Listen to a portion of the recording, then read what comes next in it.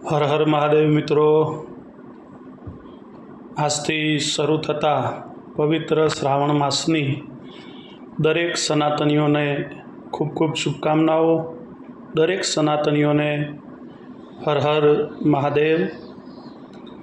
સનાતની જેટલા પણ છે, જેટલા પણ સનાતન ધર્મને માને છે, જેટલાને પણ સનાતન ધર્મમાં વિશ્વાસ છે, એ તમામ સનાતનીઓ માટે આ પવિત્ર માસની શરૂઆત થઈ ગઈ છે।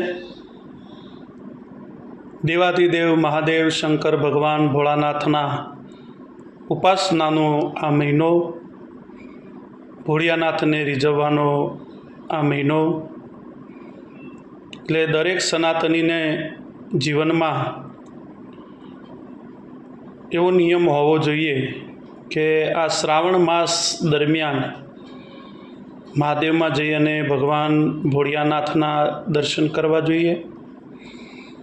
શક્ય હોય તો શ્રાવણ માસના ઉપવાસ પણ કરવા જોઈએ।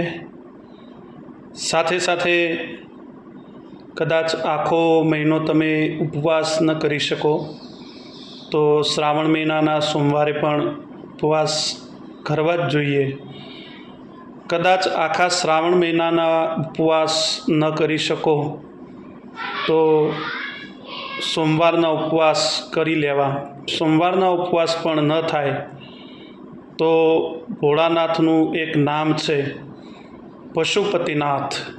તો આ શ્રાવણ માસ દરમિયાન ગાયોને કે અન્ય પશુઓને તમે ઘાસચારો આપી શકો છો।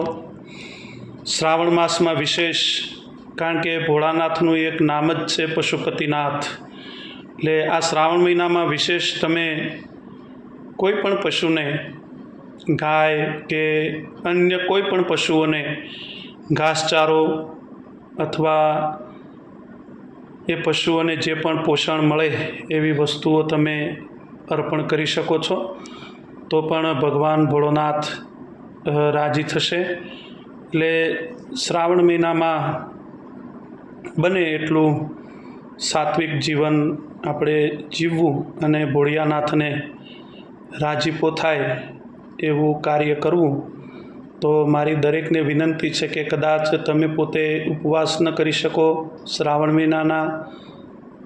મહિનાના સોમવારના ઉપવાસ ન કરી શકો તો શ્રાવણ મહિનાની અમાસે જરૂર ઉપવાસ કરવો અને પશુઓને ભગવાન ભોળાનાથને રીઝવવા માટે પશુઓની તૃપ્તિ થાય એવું કાર્ય તો કરવું જ જોઈએ। જય મહાદેવ, જય ભોળાનાથ।